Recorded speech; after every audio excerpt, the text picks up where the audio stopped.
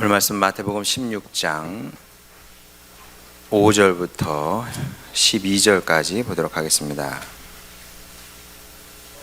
마태복음 16장 5절부터 12절까지입니다.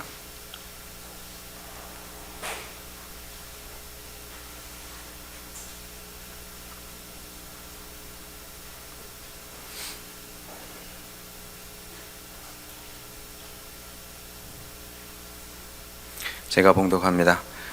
제자들이 건너편으로 갈새 떡 가져가기를 잊었더니 예수께서 이르시되 삼가 바리새인과 사두개인들의 누룩을 주의하라 하시니 제자들이 서로 논의하여 이르되 우리가 떡을 가져오지 아니하였도다 하거늘 예수께서 아시고 이르시되 믿음이 작은 자들아 어찌 떡이 없으므로 서로 논의하느냐 너희가 아직도 깨닫지 못하느냐 떡 5개로 5,000명을 먹이고 주운 것이 몇 바구니이며 떡 7개로 4,000명을 먹이고 주운 것이 몇 광줄이었는지를 기억하지 못하느냐 어찌 내 말한 것이 떡에 관함이 아닌 줄을 깨닫지 못하느냐 오직 바리새인과 사두개인들의 누룩을 주의하라 하시니 그제서야 제자들이 떡의 누룩이 아니요 바리새인과 사두개인들의 교훈을 삼가라고 말씀하신 줄을 깨달으니라. 아멘. 모든 인생의 경험은 이제 소중합니다만은 저는 이제 평생 두고 감사하는 것이 제가 군 생활을 했던 겁니다. 정말 소중한 경험이었습니다. 물론 제가 군대를 가고 싶었던 건 아닙니다. 절대로 정말 가고 싶지는 않았죠. 사실은 몹시 부끄러운 얘기입니다만은 그렇죠. 제가 그렇지 여러분 저한테 너무 많은 기대를 하지 마세요. 저는 부족한 사람이고 세상 사람들과 그닥 이게 나지 않습니다. 그래서 부끄러운 얘기입니다만은 제가 만약에 부모님 찬스를 쓸 수만 있었다면 저도 면제받고 싶었을 거예요. 아버지 하실 수 있잖아요. 좀 빼주세요. 정말 그랬을 겁니다. 실망스러우시죠? 근데 하여간 사람이 그렇죠. 근데 천만다행히도 정말 천만다행히도 저희 부모님은 아무 힘이 없는 분이셨기 때문에 농사꾼이 무슨 힘이 있겠습니까? 군 면제는 고사하고 쉬운 보직조차 따낼 수 없었죠. 그래서 세칭 땅개 보병으로 26개월 꽉 채워서 소대 생활을 했습니다. 일과가 작업하고 훈련하고 제가 1년 딱 군생활을 하고 휴가 나왔더니 저희 누나가 저를 보더니 그러더라고요. 어머 제 다리 좀 봐. 아주 종아리가 호리호리했었는데 이따만해진 거죠. 하도 걷고 운동하고 막 이래가지고 어쨌든 이제 그때 군생활에서 이런저런 소중한 경험을 참 많이 했는데 그 중에 하나가 배고픔의 경험이었습니다. 제가 한번 말씀을 드린 것 같은데 특히 2병 1병 때 얼마나 배가 고팠는지 몰라요. 얼마나 배가 고팠으면 그럴 수밖에 없었던 사정이 있었는데 그거 얘기하면 또 길어지니까 하여간 너무 배가 고파서 눈만 감으면 초코파이가 어른 핫브레이크 자유시간 여러분 아마 줘도 안 먹을 거예요. 우리 학생들도 핫브레이크 자유시간 눈만 감으면 자유시간이 어른 야쿠르트 어른 짜장면 어른 그러니까 하루 일과를 하여간 먹는 생각만 하고 이제 한 거죠. 주님 생각 안 나요. 신학생인데 원래 신학생이니까 주님 생각이 나야 이 정상인데 먹는 생각만 했던 겁니다. 그럴 수밖에 없어. 그게 떠오르는 걸 어떻게 하겠습니까? 그때 제가 제 자신을 발견했습니다. 나는 이 정도 수준밖에 안 되는구나. 굉장히 동물적인 사람이구나. 그 사실을 깨닫게 됐고 나름 저에게도 큰 충격이었습니다. 사실은 실망스러움이었고 또 충격이었죠. 나름 신학생인데 주님의 좋은 훈련을 받는 사람인데 눈만 감으면 먹는 생각한다는 게 말이 됩니까? 하여간 군생활이 그랬는데 그러다가 어쩌다가 이제 휴가자들이 이제 들어오면서 라면도 사오고 초코파이도 사오고 그래요. 그러면 이제 소대원들에게 초코파이를 하나씩 나눠 주거든요. 그러면은 갖다 이제 초코파이를 받잖아요. 초코파이를 받아가지고 요즘 뭐 그 군인들 호주머니 어떻게 생겼는지 모르겠는데 요 옆에 좀 큰 게 건빵 정도 들어갈 수 있는 호주머니가 하나 있습니다. 거기 넣으면 초코파이가 덜 뭉개지거든요. 다른 호주머니 넣으면 뭉개지는데 거기다 넣으면 덜 뭉개져. 뭉개지긴 뭉개지는데 덜 뭉개집니다. 거기다 얼른 딱 놓고 자, 그 넣을 때 그 기분은 정말 주님 만난 것 같은 그런 큰 기쁨이죠. 근데 문제는 뭐냐 하면 이등병은 음식이 생긴다고 해서 먹을 수 있지 않습니다. 선임병이 상병이 야 먹어 그래야 먹을 수 있는 거예요. 그렇지 않으면은 가지고 있어도 먹지를 못합니다. 그림의 떡입니다. 자, 그럼 먹기는 먹어야겠어요. 먹어야죠. 초코파이 정말 이런 말 하긴 그런데 주님 같은 초코파이인데 먹어야잖아요. 그럼 어떻게 먹어요? 눈치를 딱 보는 거죠. 딱 눈치를 봤다가 이등병은 뭐 화장실 갈 때도 허락을 맡아야 되거든요. 그러면 이제 1등병한테 가서 2일병님 저 화장실 좀 다녀오면 안 되겠습니까? 그러면 갔다 와. 그러면 화장실에 가는 거죠. 화장실 볼 일이 있어서 가는 게 아니라 볼 일은 뭐 다른 볼 일 때문에 가는 거죠. 그러면 화장실에 들어가서 화장실이 지금 같은 화장실이 아니죠. 당연히 퍼셋식 들어가면 냄새 나는 그런 퍼셋식 거기 들어가서 제가 눈물 나는 눈물 젖은 초코파이를 그렇게 꽤 먹었습니다. 울진 않았어요.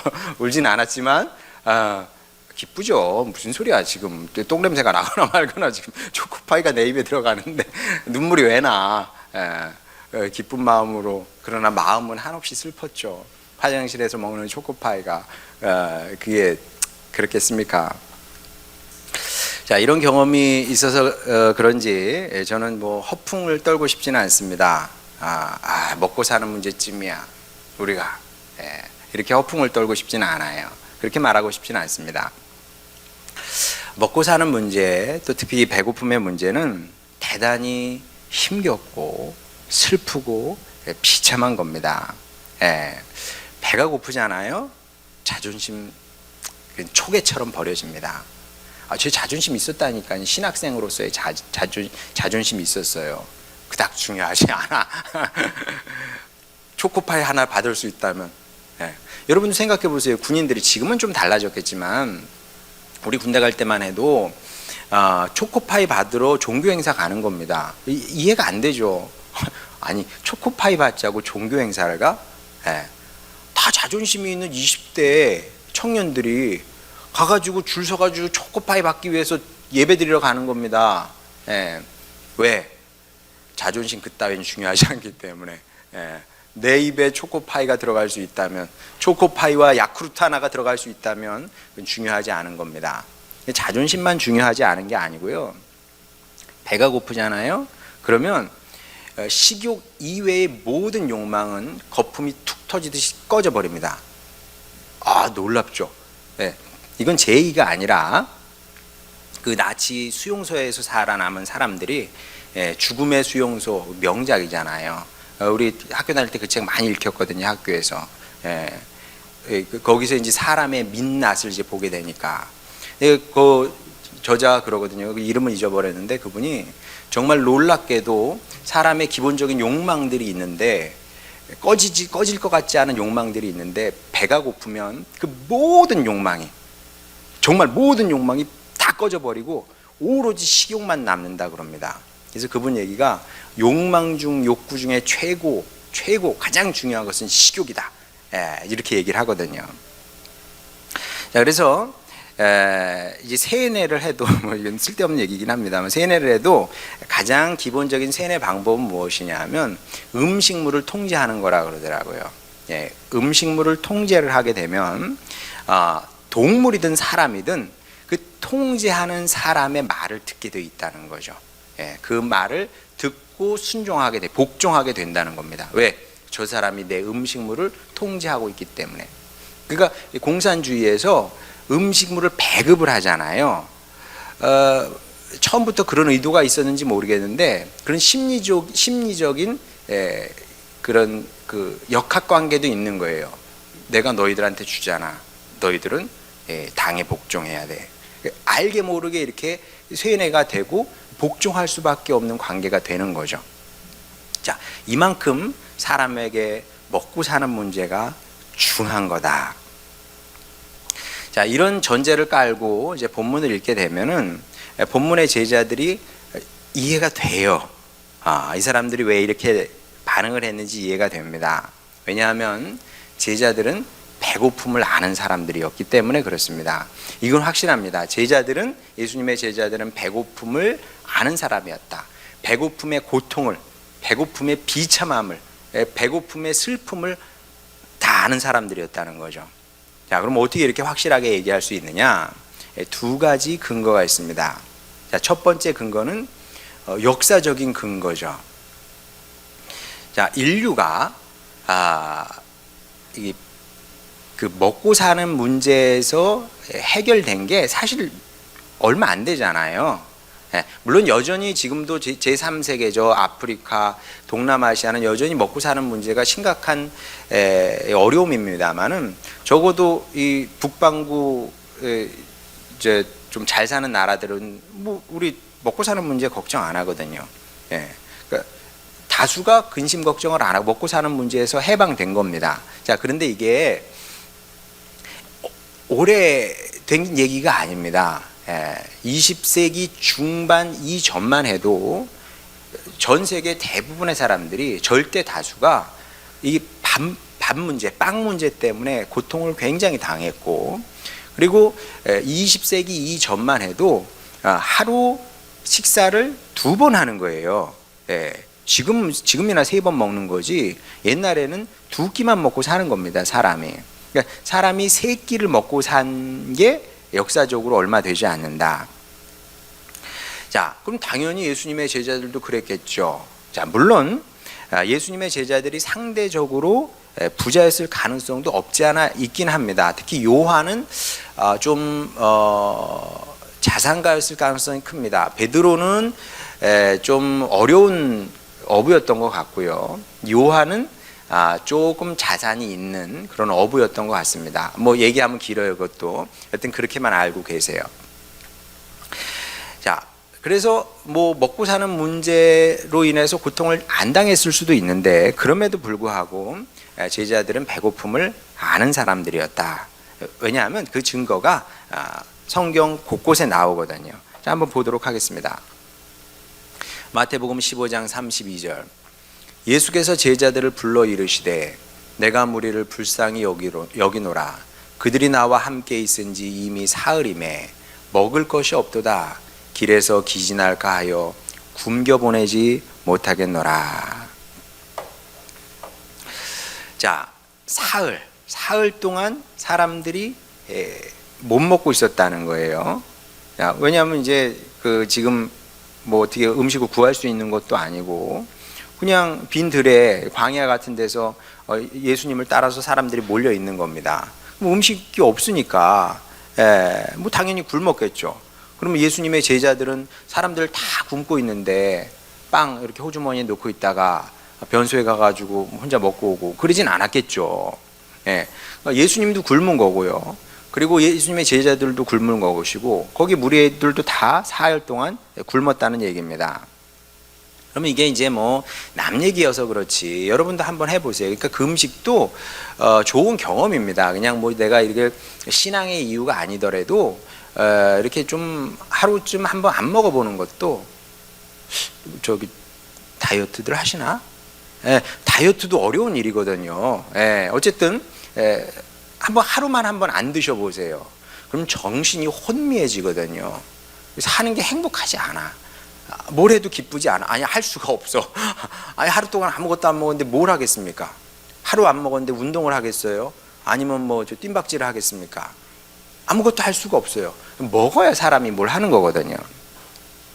그러니 이제 3일을 먹지 못했다는 얘기는 굉장히 힘들었다는 얘기입니다. 그것도 집에서 굶은 것도 아니고 밖에 나가서 굶는다. 이건 굉장히 에너지 소모가 많은 일일 수밖에 없거든요. 이제 예수님의 제자들이 이런 반강제적인 굶식을 굽는 일을 여러 차례 경험하게 됩니다. 그리고 이제 이런 경험이 반복될수록 사람은 누구나 음식에 매이게 돼 있습니다. 예, 식탐이라고 그러죠. 식탐이 생기는 것이고 또 음식에 대한 의존성이 강해질 수밖에 없겠죠. 이건 굉장히 자연스러운 현상입니다. 예, 금식 많이 하신 분들한테 물어보세요. 금식하고 나면 내가 아무리 은혜를 받았어도 식탐이 더 생긴대요. 진짜 그렇습니다. 예, 한번 배고프고 나면 이 몸이 계속 이 음식을 요구를 하고 갈망이 더 커지게 되는 거거든요. 자, 그리고 이제 이렇게 되면 공통적으로 나타나는 특징적인 현상이 있는데, 음식이 너무 중요하다는 걸 이제 뭐 몸으로 그냥 느끼고 체험을 한 거죠. 그렇기 때문에 주님께서 무슨 말씀을 하셔도 결국 먹고 사는 문제로 이해하게 됩니다.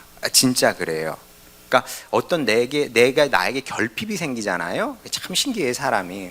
내 결핍이 내 안에서 확 커지게 되면 주님께서 무슨 말씀을 하셔도 다 그 결핍으로 이해를 합니다. 진짜 그래요. 근데 그 중에서도 최고가 이제 먹고 사는 문제인 거죠. 자, 이제 정말 그런지 이제 오늘 본문 말씀 한번 보도록 하겠습니다. 5절에서 7절 보면 제자들이 건너편으로 갈새 떡 가져가기를 잊었더니 예수께서 이르시되 삼가 바리새인과 사두개인들의 누룩을 주의하라 하시니 제자들이 서로 논의하여 이르되 우리가 떡을 가져오지 아니하였도다 하거늘. 자, 예수님은 바리새인과 서기관들의 누룩에 대해서 말씀을 하셨는데 이 사람들은 지금 우리식으로 말하면 밥, 이들식으로 말하면 빵에 대해서 지금 예수님께서 말씀하신다고 지금 생각을 한 거 아닙니까? 의사소통이 안 돼요. 예, 이런 경우는 그냥 웃고 넘겨야 정상입니다. 그죠? 그게 아니고 아이고 이렇게 이해를 못하냐 하고 웃고 넘겨야 정상인데, 자, 그런데 예수님은 그렇게 반응하시지 않았죠. 8절에서 10절 보겠습니다. 예수께서 아시고 이르시되 믿음이 작은 자들아 어찌 떡이 없으므로 서로 논의하느냐. 너희가 어찌하여 깨닫지 못하느냐. 아직도 깨닫지 못하느냐. 혼을 내신단 말입니다. 근데 여러분 이게 좀 이상하죠. 이상해요. 왜냐하면 여러분 의사소통이 잘 안 됩니다. 그럼 그런 때마다 믿음이 적은 자야 뭐 이렇게 얘기합니까? 예. 왜 이렇게 어리석으냐, 깨닫지 못하느냐 이래요? 예. 그렇지 않거든요. 그 예수님도 원래는 그냥 그런 뜻이 아니고 그게 이제 넘길 수 있는 문제인데 예민하게 반응을 하시는 거죠. 어찌 보면 별것 아닌 것을 이게 꼬투리 잡고 막 그러면 되게 힘들잖아요. 사실 관계가. 난 별말 아닌데 그 막 꼬투리 잡고 막 그냥 이게 막 따지고 그러면 얼마나 힘듭니까? 그것처럼 보여요. 근데 예수님께서 그러셨을 리는 없겠죠.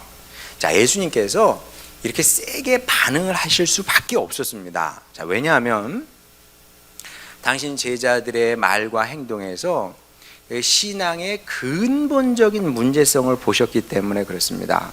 근본적인 문제성, 이게 잘못되면 끝나는 겁니다. 그러니까 말하자면 이건 첫 단추와 같은 겁니다. 보세요. 첫 단추를 제가 이렇게 꽂았습니다. 잘 안 보이시겠지만 이상하죠? 네. 자, 이상하잖아요. 네. 그 다음은 아무리 꽂아도 안 돼. 네. 첫 단추를 제대로 꿰야 되는 겁니다. 예. 근본적인 문제성이 잘못이 되면 이 신앙생활이 안 되는 겁니다. 자, 그러면 그 제자들의 근본적인 문제성이 도대체 뭐였냐? 네, 바로 이제 불신의 문제였다는 거죠. 어떤 불신이냐? 하늘 아버지께서 우리를 먹이실 것이라는 믿음보다 뭐가 잘못돼서 먹지 못하게 될지 모른다는 불안이 더 컸다는 거죠. 예, 제가 이 균형추에 대해서 간혹 얘기를 해요. 누구도 온전하지 않습니다. 제 믿음이 온전하겠어요? 여러분의 믿음이 온전합니까? 어차피 우리 마음속에는 믿음과 불신이 공존하게 되어 있습니다. 그런데 비율이 중요하다는 거죠. 불신이 있을 수 있어요. 그러나 어떤 경우에도 불신이 50을 넘어가면 안 됩니다. 예, 믿음이 50 이상이어야 돼요. 51이라도 물론 이제 50일은 언제든 위험하죠. 1만 떨어지면 꺾일 수 있으니까, 2만 떨어지면 꺾일 수 있으니까. 근데 제자들의 마음 속에는 불신의 마음이 더 컸던 겁니다. 그래서 이건 항상 그런 거예요. 기승전 먹고 사는 문제로 가는 거예요.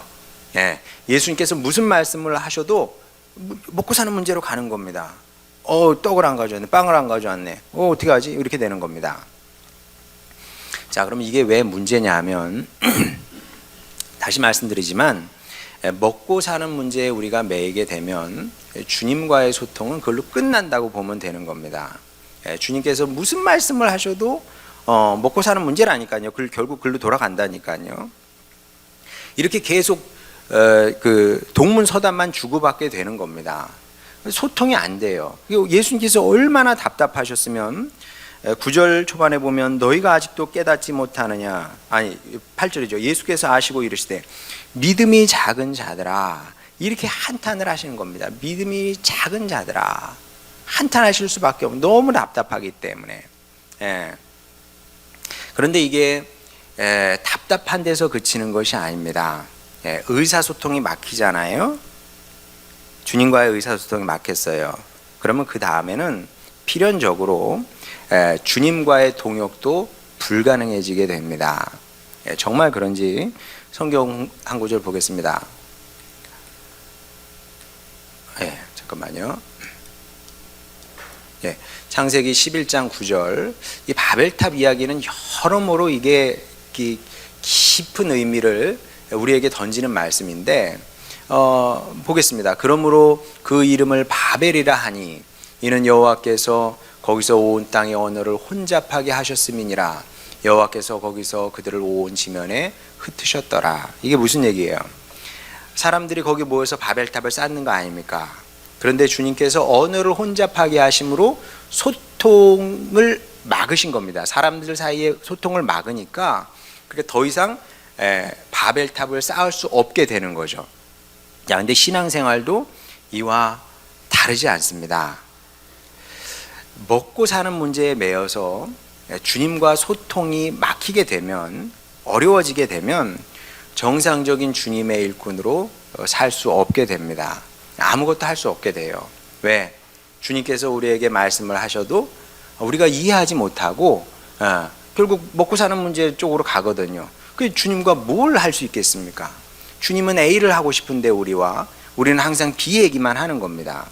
그러니까 주님의 일꾼이 될 수가 없는 거죠. 주님 기뻐하시는 일을 할 수가 없는 겁니다. 사명을 감당할 수 없게 되는 거죠. 자, 그러면 이쯤에서 다시 설교 처음 도입 부분으로 돌아가 보도록 하겠습니다. 제가 그랬어요. 사람은 먹고 사는 문제에서 자유롭기 어렵다. 자, 그럼 우리는 사람이에요? 아니면 사람이 아닌 또 다른 인종입니까? 우리 사람이에요. 우리 성도도 사람입니다. 사람이기 때문에 먹고 사는 문제는 우리에게도 중차대한 문제일 수밖에 없다. 자, 이거는 인정을 해야 됩니다. 먹고 사는 문제는 누구나 모든 사람에게 중차대한 문제이다. 자, 그런데 주님은 이 땅에 오셔서 반복적으로 너희가 이 문제에서 자유로워져야 된다 말씀을 하십니다. 그죠?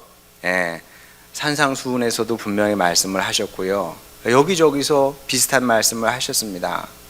믿음이 없는 자들아, 믿음이 적은 자들아, 먹고 사는 문제는 너희가 근심할 게 아니라 하늘 아버지께서 근심하는 문제다.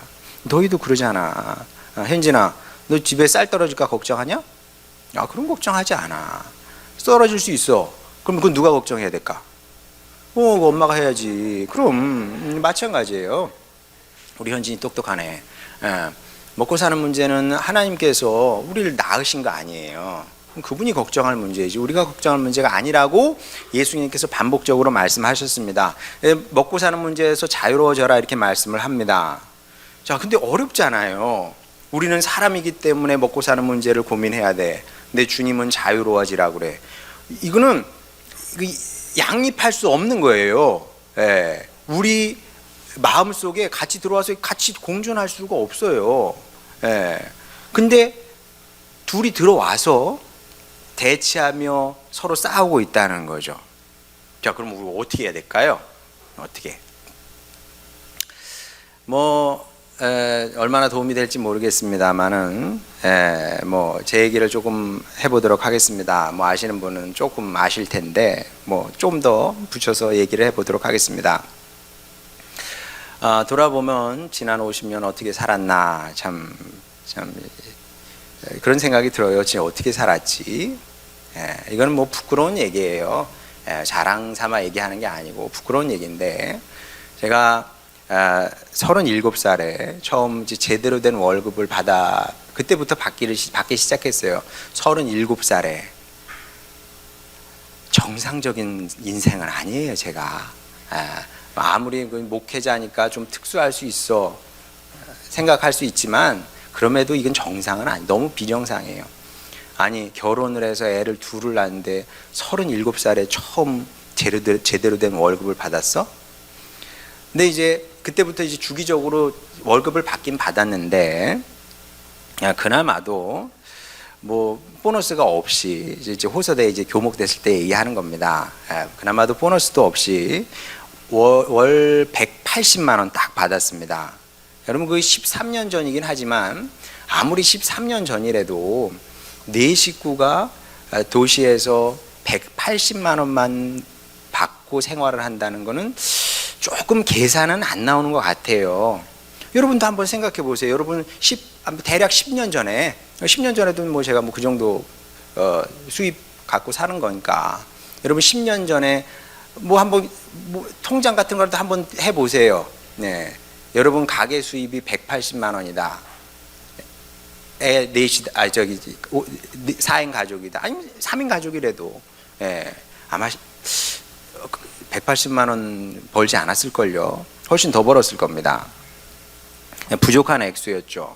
근데 그때만 그런 것이 아니라 그 후 긴 시간 동안 제 손에 쥐어지는 돈이 거기서 왔다 갔다 했어요. 얼마 많아지지 않았다는 거죠. 자, 근데 그걸 가지고 어떻게 살았을까? 지금 생각해봐도 참 신기한 노릇입니다. 신기한데 놀랍게도 무탈하게 살았어요. 제가 없어 보이지 않잖아요, 그죠? 큰 탈 없이 살았어요. 여러분, 제 양복이 뭔지 아세요? 보이시죠? 갤럭시. 이게 천안교에서 해준 거예요. 천안교에서. 여기저기서 이렇게 해주네. 천안교회. 천안교에서 그 비서 집사님이 그러더라고요. 이번에 이거 좀 했어요. 돈 좀 줬어요. 80만 원. 80만 원이요? 80만 원짜리 양복. 무탈하게 지금까지 잘 살았습니다. 기적이죠. 기적이 뭐가 기적이에요? 저 같은 사람이 산 게 기적입니다. 근데 이런 얘기는 하면은 저한테 마이너스인데, 여러분에게 혹시 도전이 될까 말씀을 드리면, 그 와중에도요, 그래도 우리 가정보다 못한 사람도 많거든요, 사회에는.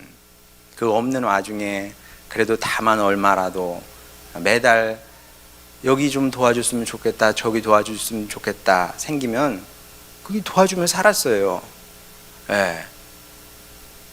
그러고도 참 산 게 기적이죠. 어떻게 살았는지 저도 잘 모르겠어요. 그러니까 모든 기적이 그래요. 생각해보면 어떻게 지났나? 근데 지나온 거죠. 마치 홍해를 건넜어요. 길이 생겼네? 지나갔어. 근데 돌아보면 어떻게 건넜어? 몰라, 그냥 건넜어. 이런 것처럼 우리의 삶이 그런 겁니다. 성도의 삶이 그런 거예요. 어떻게 살았어? 살았어. 지나보니 살았어. 아무 문제 없이 산 겁니다. 자, 지금까지 그렇게 살아왔습니다. 자, 그러면 또 앞으로는 어떻게 살까요? 요즘 또 노후에 대해서 또 얘기를 많이들 합니다. 노후에 어떻게 살 것이냐. 그래서 사람들이 계산도 해요. 부부 기준으로 은퇴하고 도대체 얼마가 필요하냐. 제가 한번 찾아봤어요. 그랬더니 158만 원 이렇게 계산을 하더라고요. 그러면 제가 노후에 월 258만 원 그만큼을 마련을 할 수 있을까요? 없을까요? 불가능하죠. 제가 뭘 해서 258만 원을 마련을 하겠습니까? 불가능한 일입니다. 이거는 있을 수 없는 일입니다. 야, 그러면 걱정을 하느냐? 당연히 걱정하지 않죠. 네, 왜 걱정을 하지 않을까요? 우리 교회가 커질 줄 믿기 때문입니다. 당연히 그거 아니죠. 그거 아닙니다. 뭐 교회에 뭐 기대를 한다든지 바란다든지 전혀 그런 거 없어요. 저는 그럼 왜 걱정을 하지 않냐면 오늘 말씀에 9절 10절 보도록 하겠습니다. 너희가 아직도 깨닫지 못하느냐? 떡 5개로 5,000명을 먹이고 주운 것이 몇 바구니이며 떡 7개로 4,000명을 먹이고 주운 것이 몇 광주리였는지를 기억하지 못하느냐?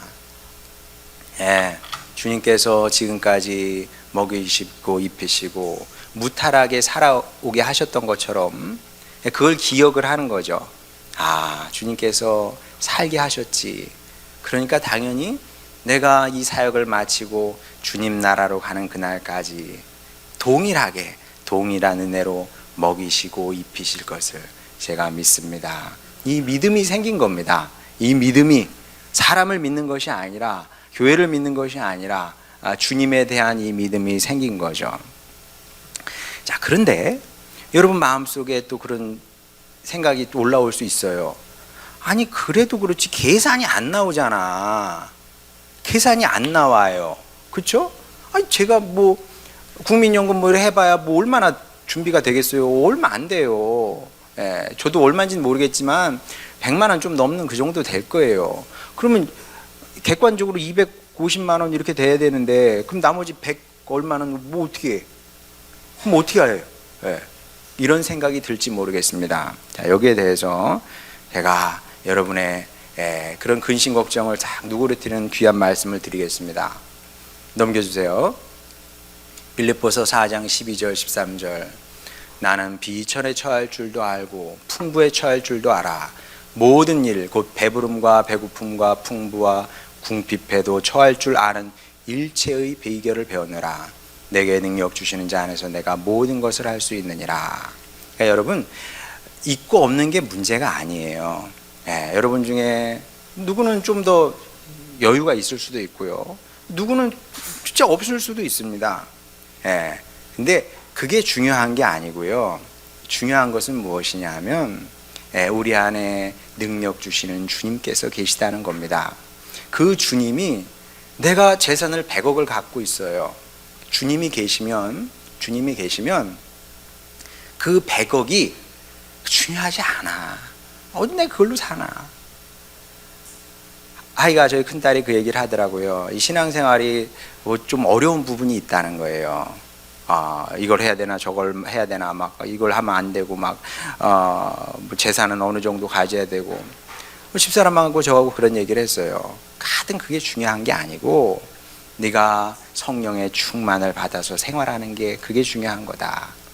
성령께서 오시면 재산에 매이지 않아요. 100억이고 1000억이고 그게 무슨 의미가 있겠어요? 왜? 난 어차피 주님으로 사는 거니까. 그리고 좀 없더라도 내 안에 계신 그분이 일체의 능력을 주시는 겁니다. 어떤 능력이냐 하면 어려움 중에서도 능히 이길 수 있는 믿음을, 능력을 주는 거죠. 근데 진짜 그랬던 것 같아요. 저희 가정이 없을 때도 참 신기하죠. 없다는 생각을 안 했어요. 이게 기적이에요. 다만 조금 마음 아픈 거는 아이들 이제 학원을 못 보내니까 그건 좀 그런데, 솔직히 말해서 전 아빠여서 그런지, 또 목사잖아요. 하나님께서 책임져 주시겠지 뭐 그냥 그러고 말았는데, 근데 이제 집사람은 조금 그걸 좀 이렇게 좀 마음을 어려워하긴 했던 것 같은데, 뭐 그거 말고는 뭐 어렵다는 생각을 하지 않았어요. 지금 생각해 보면 주님께서 그 모든 것을 이길 수 있는 능력을 주셨구나, 그런 생각을 하는 거죠. 그래서 여러분도 핵심은 무엇이냐면, 내가 지금 돈을 얼마 가지고 있느냐, 많으냐 적으냐, 이게 아니에요. 그런 쪽으로 가면 흔히 요즘 얘기하는 것처럼 갈라치기가 되는 거예요. 교회에서 뭐 있는 사람 없는 사람 나눠가지고, 그런 얘기가 아닙니다. 있고 없는 것은 중요한 것이 아니고요. 우리 안에서 주님이 커지게 되면 내가 많이 가졌어도 교만하지 않고요. 또 가진 것에 무게를 두고 살지 않고요. 또 없어도 비굴하게 살지 않습니다. 비굴하게 살지 않아요. 당당하게 주님 백성으로 모든 것을 할 수 있는 능력을 배웠기 때문에 당당한 주님의 일꾼으로 끝까지 주님 사역하며 살 수 있게 된다는 거죠. 그러니까 여러분이 이 믿음을 가지시길 바랍니다. 이 믿음을 갖고 모든 먹고 사는 문제를 주님께 맡기시길 바랍니다. 그래야 주님 말씀이 들리게 되고요, 또 소통이 가능해지게 되고요, 또 소통이 돼야 주님 사역도 감당하며 살 수 있게 됩니다. 꼭 이런 주님의 자녀들 되시기를 바랍니다. 그래서 바라기는 이런 큰 믿음으로 하나님께 기쁨을 드릴 뿐만 아니라 뭘 해도, 뭐든 할 거 아닙니까 여러분이? 뭘 해도 주님 마음을 시원하게 해드리는 그런 주님의 동역자로 한평생 잘 살아내는 여러분 모두가 되시기를 주님의 이름으로 축원합니다. 찬양 부르고 기도하도록 하겠습니다.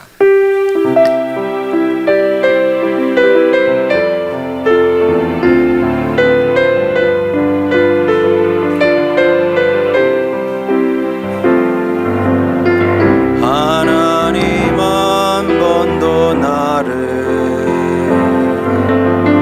실망시킨 적 없으시고 언제나 공평과 은혜로 나를 지키셨네. 오 신실하신 주, 오 신실하신 주, 내 너를 떠나지도 않으리라, 내 너를 버리지도 않으리라 약속하셨던 주님, 그 약속을 지키사 이후로도 영원토록 나를 지키시리라 확신하네. 지나온 모든 세월들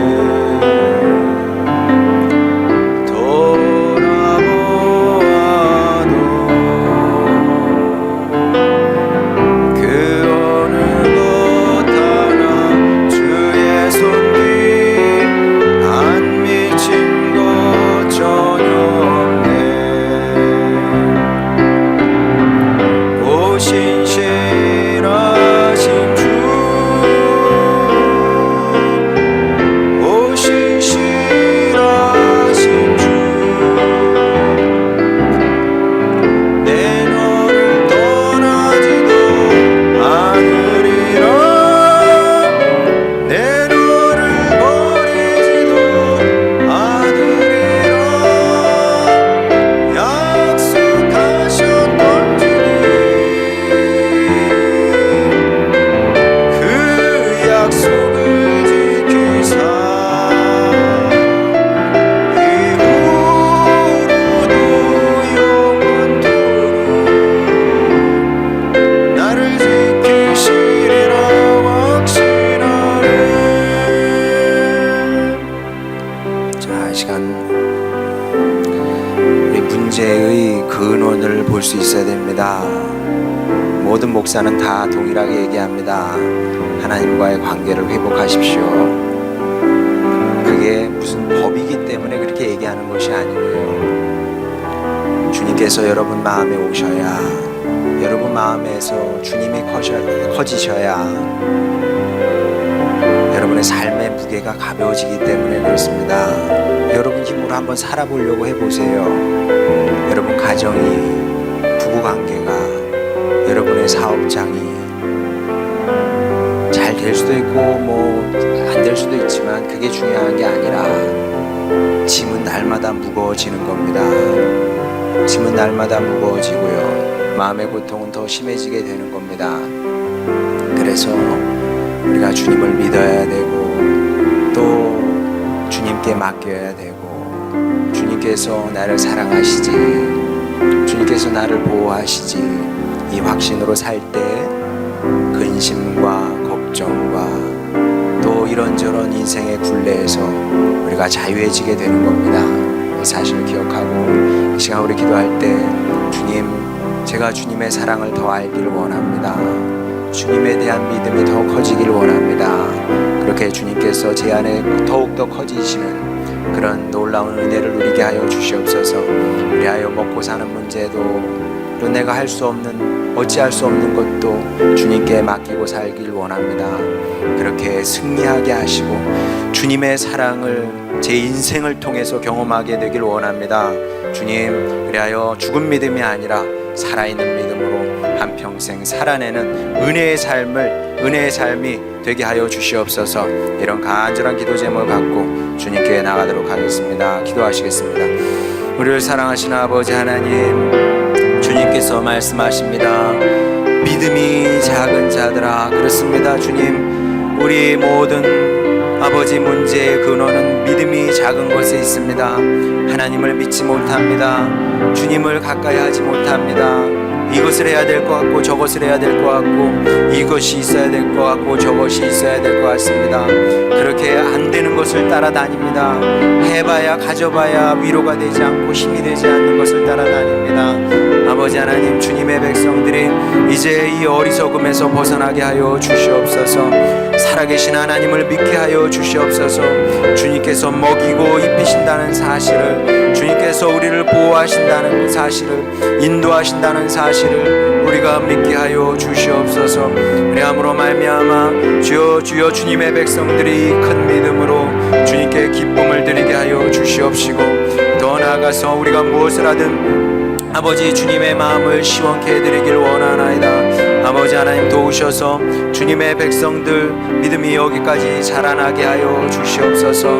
믿음이 더욱더 자라서 하나님 기뻐하시는 사람들 되게 하여 주시옵시고, 또 주님과 함께 주님 기뻐하시는 일을 이 땅에서 감당하며 살게 되길 원하오니, 주여 주님의 백성들을 아버지 하나님 그렇게 복되게 하여 주시사 우리를 통해서 주님께서 계획하셨던 모든 아름다운 일들이 우리 가운데 이루어지는 것 보게 하여 주시옵소서.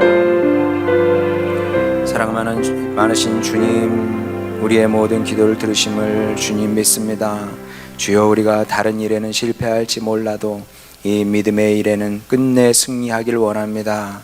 그리하여 주님과 소통하며 사랑의 교제를 나누며 인도받으며 주님 승리의 길을 걸어가는 부활의 영광에 이르는 우리 모두가 되게 하여 주시옵소서.